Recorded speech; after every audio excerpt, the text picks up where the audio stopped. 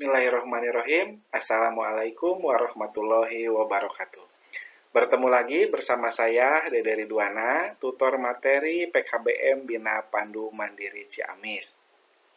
Semoga semua warga belajar di PKBM Bina Pandu Mandiri Ciamis selalu diberikan kesehatan, kelancaran dalam berbagai macam hal, dan diberikan rezeki yang berlimpah. Amin ya Allah ya Robbal Alamin. Pada pertemuan kali ini, kita masuk ke materi wawasan Nusantara. Apa itu wawasan, Bapak Ibu? Kita bahas ya, kita bahas sama-sama.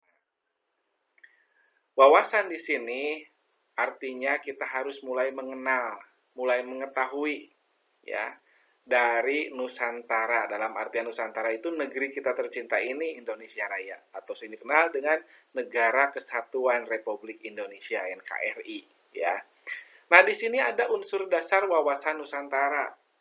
Yang pertama, ada wilayah Nusantara. Wilayah maksudnya itu semua bagian-bagian daerah, wilayah yang terdapat di Indonesia tercinta ini. Ya. Di sini meliputi seluruh daratan, perairan, dan udara di atasnya. Yang mana daratan, perairan, dan udara itu semuanya ada di lingkungan kita.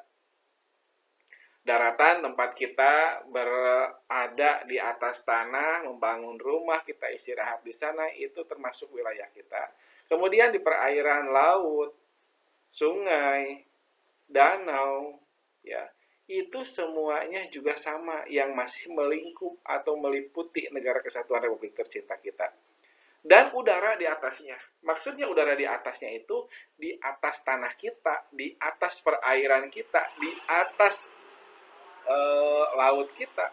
Itu semuanya masih tercakup dalam Negara Kesatuan Republik Indonesia. Kemudian yang kedua yaitu persatuan bangsa. Persatuan bangsa, semua wilayah dan elemen bangsa dipandang sebagai satu kesatuan. Ya, satu kesatuan. Apa saja elemen bangsa itu? Kita termasuk elemennya. Kepala desa termasuk elemennya. Pak Camat termasuk elemennya. Warganya semuanya masuk elemennya. Termasuk sampai ke presiden, itu elemen bangsa, Bapak Ibu ya. Elemen bangsa. Nah, kita semua itu harus semuanya bergabung bersatu untuk menjaga persatuan bangsa kita. Kemudian yang ketiga, kedaulatan. Menjaga kedaulatan di wilayah perbatasan dan laut. Coba Bapak Ibu, ada yang tahu perbatasannya wilayah Indonesia dengan negara yang lain? Ya, dulu sempat ada keluarga saya yang bekerja di dekat perbatasan Malaysia, ya Malaysia. Memang itu perbatasannya kalau misalkan dengan jalan kaki saja kita sudah berpindah negara gitu, tapi keluarga tetap di Indonesia. Bahkan saya lihat sempat ada di Trans 7 itu liputan anak yang sekolah warga negara Indonesia yang sekolah di luar negeri. Maksud di luar negeri itu hanya berbatasan. Seperti kalau misalkan di saya ya ini saya bertempat di wilayah Baregbek, ada anak yang sekolah di wilayah Sukamaju misalkan. Itu perbedaannya seperti di negara sana, di perbatasan itu. Ya, ketika kita masih warga negara Indonesia tapi sekolahnya di luar negeri. Kalau misalkan menurut gengsi itu, wah hebat, dia mah kuliah sekolahnya di luar negeri, padahal itu hanya berbatasan waktu saja. Ya, sama seperti kita jalan kaki, 5 menit kita sampai ke sekolah, itu juga 5 menit sampai ke luar negeri, Bapak Ibu ya. Tujuan wawasan Nusantara. Nah, di sini terbagi menjadi dua bagian. Ada tujuan internal, ada tujuan eksternal. Tujuan internalnya memperkuat persatuan dan kesatuan bangsa dalam berbagai aspek kehidupan. Politik, ekonomi, sosial, budaya, dan pertahanan. Itu tujuan internalnya, Bapak Ibu. Kemudian tujuan eksternalnya memperkuat posisi Indonesia dalam hubungan internasional dan menjamin keamanan wilayah dari ancaman luar. Nah, kita harus wajib menjaga keamanan negara kita. Kenapa? Ancaman dari luar itu dari berbagai lini sekarang terus mengincar. ya, terus mengincar. Jangan sampai kita hanya mengandalkan pada tentara nasional Indonesia, pada pemerintah kita, kita juga wajib menjaga. Ya, kita juga wajib menjaga keutuhan negara kesatuan tercinta kita, Republik Indonesia Raya. Asas wawasan Nusantara. Di sini ada 5 asas. Yang pertama ada asas kepentingan.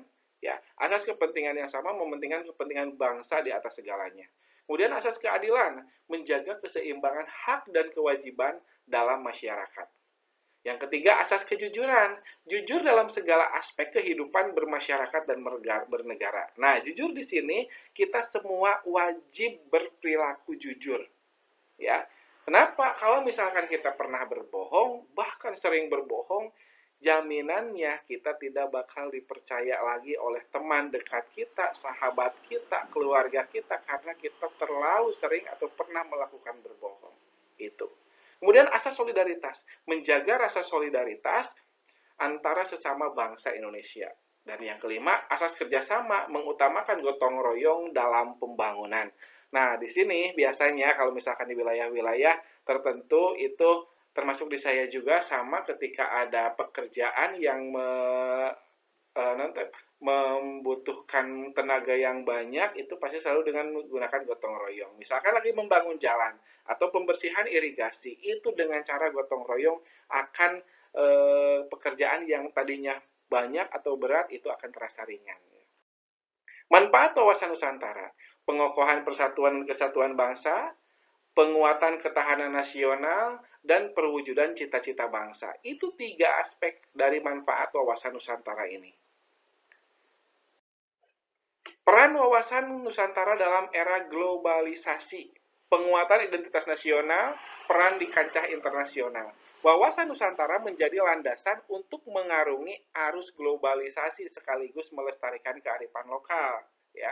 Kemudian peran di kancah internasional, wawasan Nusantara memperkuat posisi Indonesia sebagai negara yang kuat dan stabil di kancah internasional.